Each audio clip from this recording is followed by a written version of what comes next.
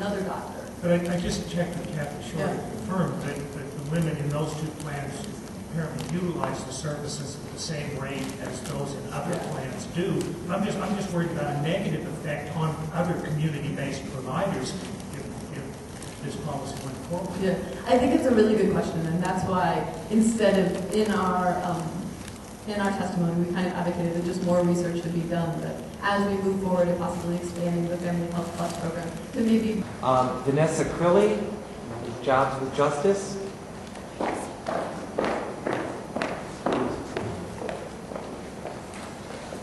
Good afternoon. Hello. How are you doing? My name is Vanessa Crilly. I am the Director of Jobs with Justice, Long Island. I'd like to first thank the state and Governor Spitzer and everyone on the panel for organizing these hearings, much like Dr. Barnum just said, to really get the public's input. We've just started really engaging members in the labor movement with this issue, and we're excited that New York wants to, I quote, uniquely ensure access to affordable, and somebody I know named Mary Dewar from the Long Island Coalition of National Health Plan always stresses quality, not just the affordable aspect of healthcare. Jobs with Justice is a local coalition of a national organization that brings together labor, faith, and community groups in order to fight for the rights of working men and women, most of whom can't be here today to join us. Healthcare, like I just said, is one of our primary issues and one that we're really beginning to engage our members in, especially for 2008. We support a plan at Jobs with Justice Long Island for secure, high-quality healthcare that builds on our current system of American healthcare while also controlling costs to working people.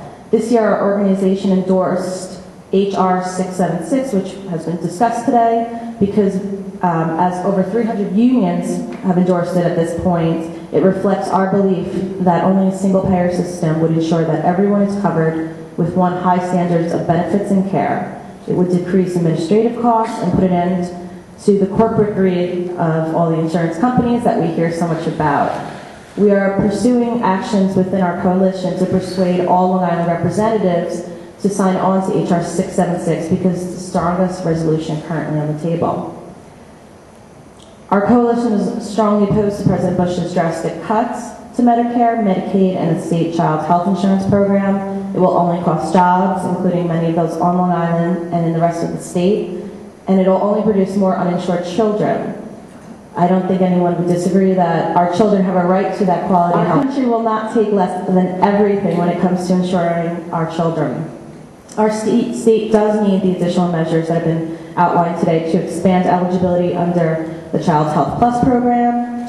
This is very essential to our working families. As we hear that the union numbers are going down, we are stressing union jobs on Long Island because those are the jobs that are still giving working families their health care. And it's unfortunate that they might drain the unions at some point. So just like we talked about separating employers and their health care that they've been paying for, our members need some help here. It can't all be on our employers. But we do believe that the Child Health Plus program is the one way to provide all these essential health needs to our children. We strongly support Governor Spitzer and his plan to ensure the 400,000 more children through Medicaid and Child Health Plus. We also do support the state's takeover of the Medicaid funding in a long-term Department of Health. We agree that this is where the state can help finance the Medicaid program and broaden the work that it already does. Good afternoon. Thank you for conducting public hearings on this important issue. My name is Lynn Spivak. I'm a PhD audiologist, and I'm the director of the Hearing and Speech Center at Long Island Jewish Medical Center and North Shore LIJ Health System. I also serve as president of the New York State Speech, Language, and Hearing Association, or NSHLA. Access to health insurance is critical to our patients, whether they need assistance in learning to speak or swallow after a stroke, or they are children who cannot speak because of a hearing disorder or developmental delay. Today's health insurance system in New York State, with its patchwork and divergent system of employer and government-sponsored plans, challenges our members every day to provide critical speech, language, and hearing health care services for these individuals. We strongly endorse the Governor's goal to develop a plan for affordable, universal health insurance for all New Yorkers that will improve access, improve quality, improve affordability, and provide the needed reforms. NISHLA strongly believes that access must be the most critical consideration in any new plans under the Governor's Partnership for Coverage initiative. Access to service for audiology and speech pathology services is severely limited under both government and private insurance-sponsored health plans in our state today. With your indulgence, I will detail the barriers in these programs in hopes that any new program provides the access our patients so badly need and deserve. Medicaid. Under the state's Medicaid program, patients assigned to Medicaid HMO plans face significant barriers to care. The HMOs provide reimbursement for hearing aids, for example, that sometimes does not even come close to covering the audiologist's costs for these devices. This reimbursement has forced many clinic and private providers in the community to cease providing services to these patients. Ironically, the Medicaid fee-for-service program in Article 28 clinics is the best and sometimes only access point for our patients. This program, although not without its frustrations, provides a level of reimbursement for both services and devices that allows our patients critical access. Patients assigned to an HMO that is not accepted by a particular Article 28 provider, however, cannot obtain their care at those facilities and are forced to find another provider. This causes other problems. Patients who do not have access to a clinic face significant barriers for both services and devices.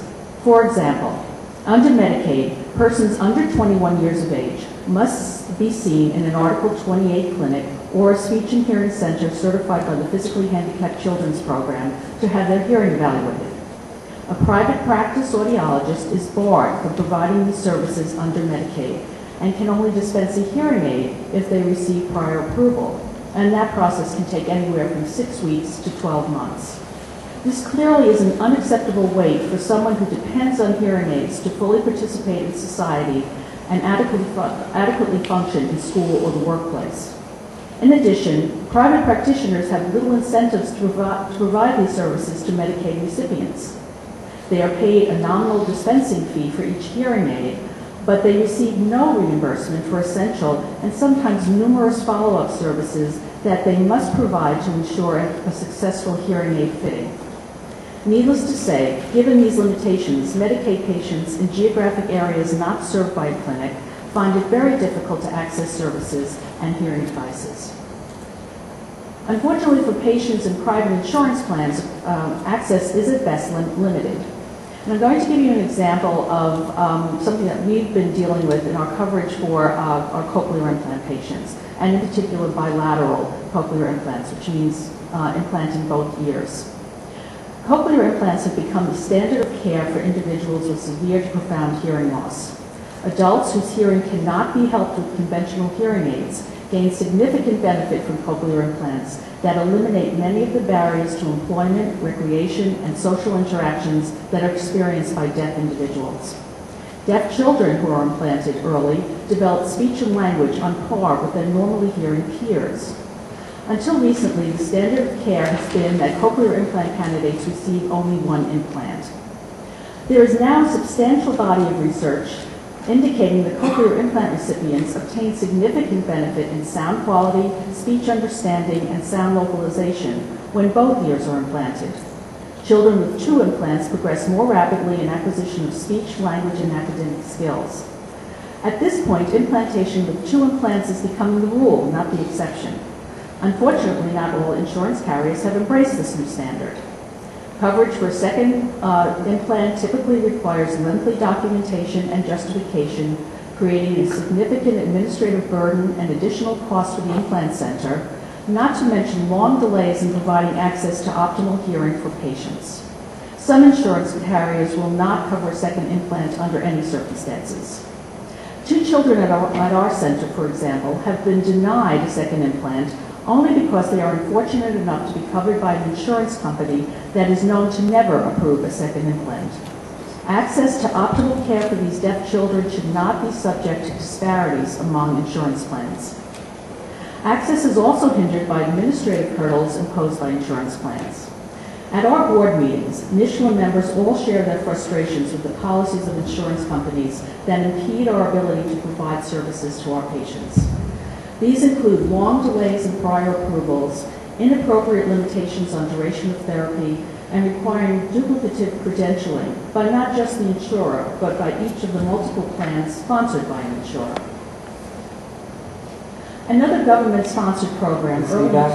Yes. Got about 2 minutes. Okay. Thanks. I'd like to just talk about the early intervention program, which covers children under the age of 3. And our difficulty with the early intervention program is that there is such a disparity of services that are available to children, and these services significantly differ throughout from county to county. Programs are not consistent. We have an example of children who are diagnosed with hearing loss requiring early hearing aid fitting, and they require the highest quality amplification available. However, some counties will approve the recommended hearing aid while other counties will not and will only approve an inferior model. And my question is, why should a child's address determine the quality of hearing device that he receives? These are just some of the problems that our patients have accessing appropriate speech and hearing services. Hearing and speech are critical for effective communication in the workplace. Most employment situations require verbal communication in order to effectively engage in commerce and to deal with the public. Effective hearing is also critical to assure safety on the job. A recent report by the National Academy on Aging Society stated that untreated hearing loss costs the U.S. economy $56 billion in lost productivity every year. We believe that granting all New Yorkers access to speech and hearing services is not only fair but essential. I think many of the issues you raised, of course, are problems with our programs today, and I hope that you, if you haven't already, or if the association hasn't already, that you'll talk with Kathy Shore, who runs the Medicaid Managed Care Program, talk to Deborah Backrack in our health department, who's our Medicaid director, and has been at these forums before, but is not here today, and to talk to Troy about some of the issues that you're having with private insurers. And to that end, you know, you're talking about the bilateral cochlear implants. Are private insurers denying it because it's not medically necessary, or because they're saying it's not a covered service? Well, they're saying cochlear implants are generally covered. The bilateral, they're saying it has not really become the standard of care yet.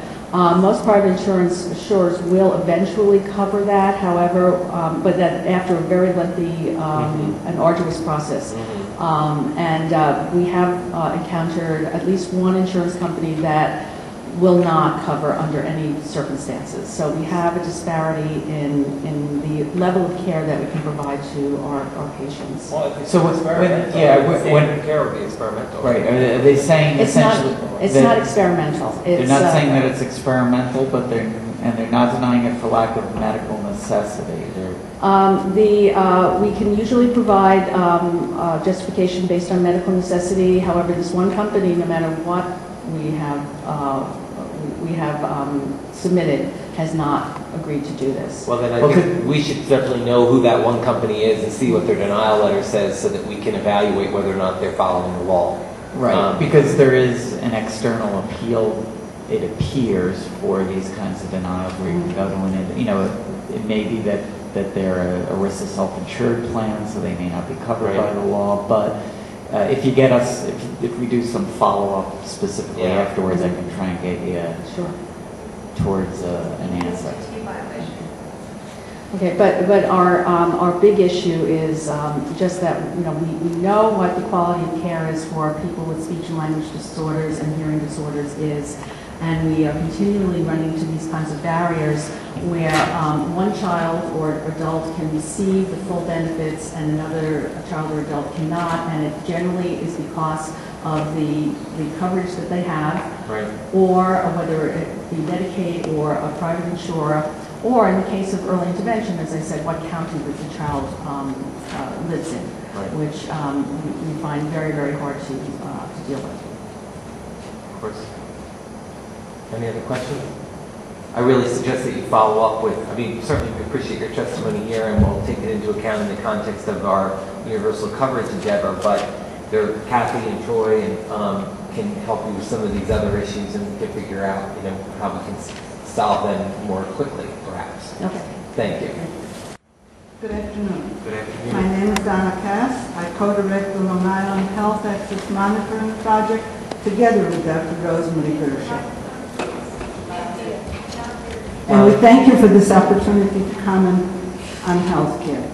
By way of introduction, we're an all-volunteer, not-for-profit organization created in direct response to the growing crisis of uninsurance. Our mission is to expand and improve access to healthcare for the uninsured and underinsured population on Long Island. We have worked with hospitals to trying to encourage them to better fulfill their statutory obligation to provide charity care to indigent patients. This work convinced us that changes in the law were needed. Our efforts led to the adoption of charity care laws in Nassau and in Suffolk counties and significantly contributed to the adoption last year of New York State's Hospital Financial Assistance Law. But even this law is not enough. Patient dumping continues to be an all too frequent occurrence at our hospitals.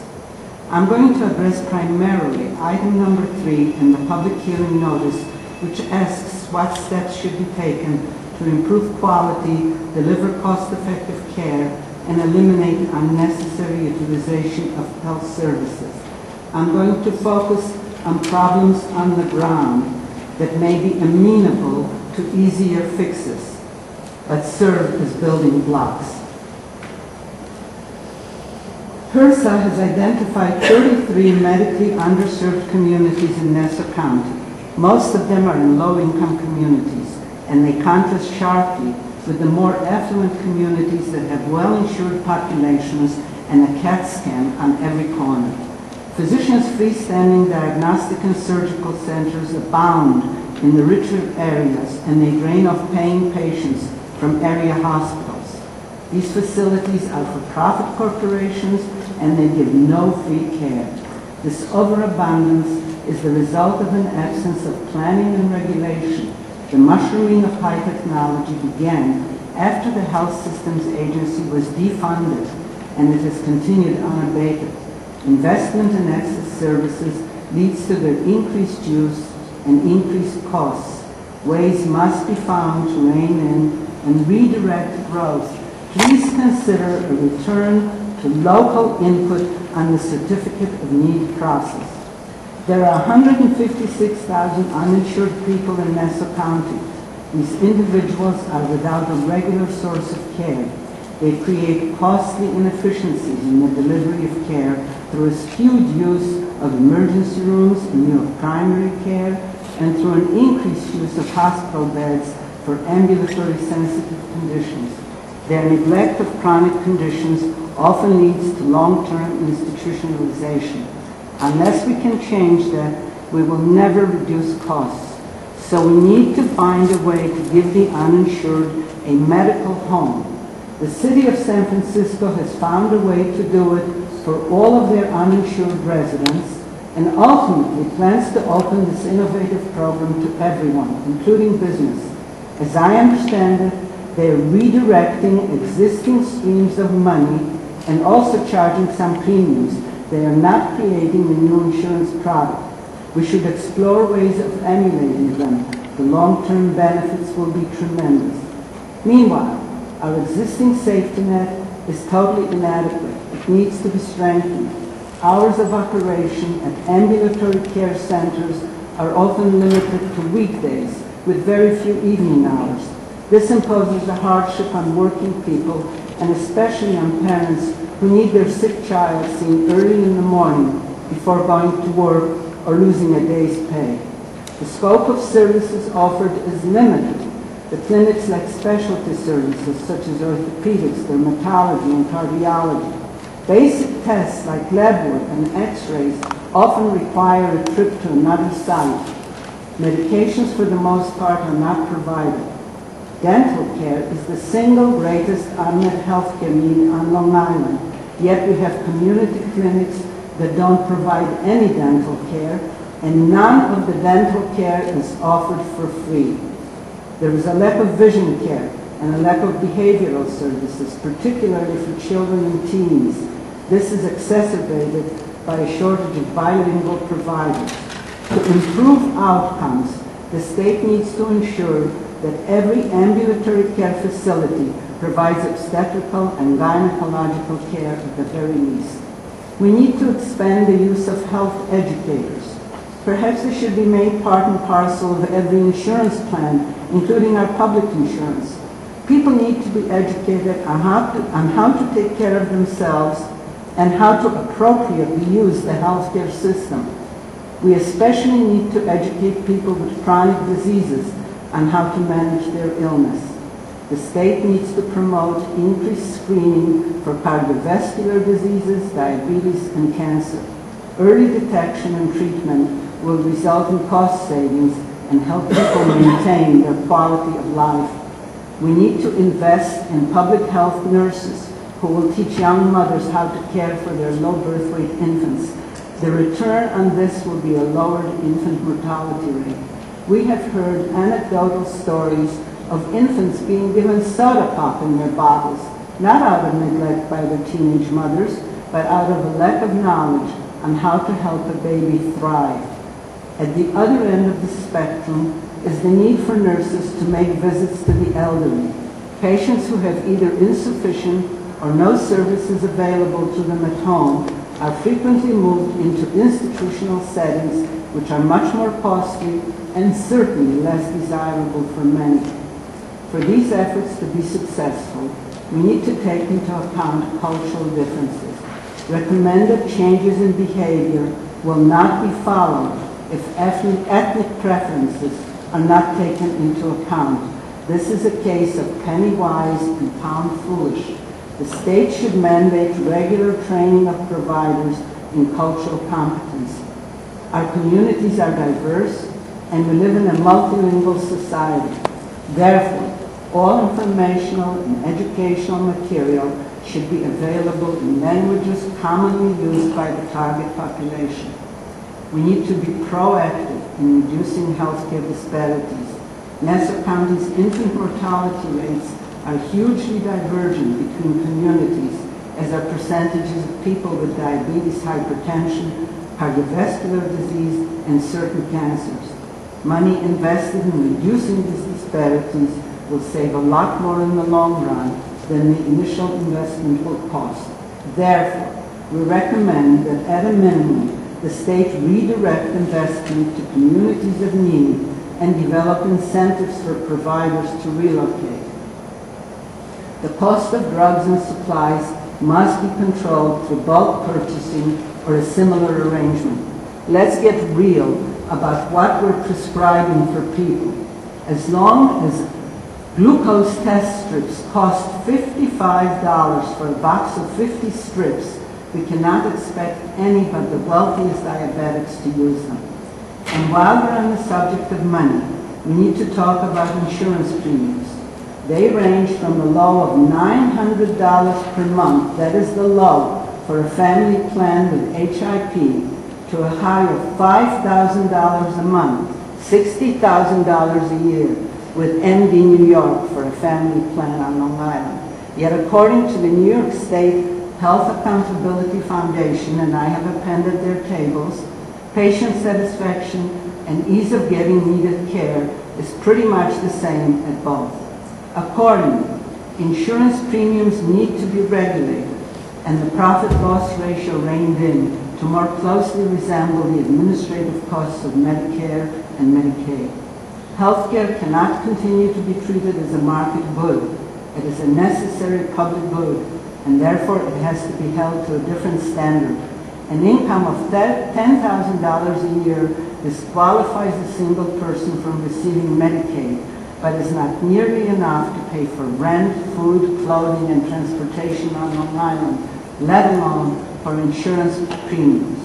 So putting all of these problems together, we conclude by stating that the public would be best served if the state instituted a publicly administered, publicly funded insurance program that would cover all residents of New York, a single-payer system. Such a system would create unique opportunities for the control of costs by allowing the state to negotiate fees, to set global budgets for institutions, and to purchase drugs in bulk.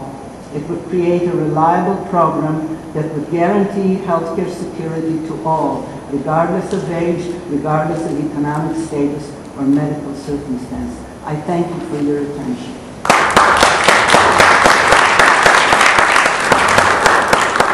I never step on anyone's applause. Questions? Just one comment. You mentioned early on, you said that patient dumping continues to be a frequent occurrence. Yes. If you're aware of any patient dumping that should be reported The to the county hotline, it's a department- violation of Yes. American Taller regulations. I'm aware of that, and the County Department of Social Services last month reported 5 cases to your health department. Thank you. Donna, you talk about reducing healthcare disparities in matters like infant mortality and incidence of cardiovascular disease and cancers between communities. Do you see that as primarily a problem to be addressed through fixing the healthcare insurance system or delivery system, or through other means? I'm not interested in fixing the healthcare insurance system. I happen to think personally that the healthcare insurance system is a huge part of the problem. I'm interested in fixing the healthcare access issue. And I guess the question is it a question of healthcare access, or is it a question of public health programs and income disparities that we're dealing with? I think it's all of those. I think our access is poorest in the lower economic communities. So that's number 1. Number 2 is education, right? And number 3 is our public health system, the outreach. That's why I emphasize the need for health educators and public health nurses. I think it all goes like a symphony orchestra. Excuse me, may I? Not typically, but Will I interject? no, not really. But go ahead. If somebody is earning $20,000 a year, do you think it would be possible to pay $1,000 a month insurance? I have no idea, but Well, let me tell you, it is impossible. I'm not saying that it is. That's all that I'm relating to, is basically, I'm reaffirming what this woman is saying. Okay. That it is basically impossible, and we're living with it. And we're talking about so-called middle class, at least our ideals are middle class.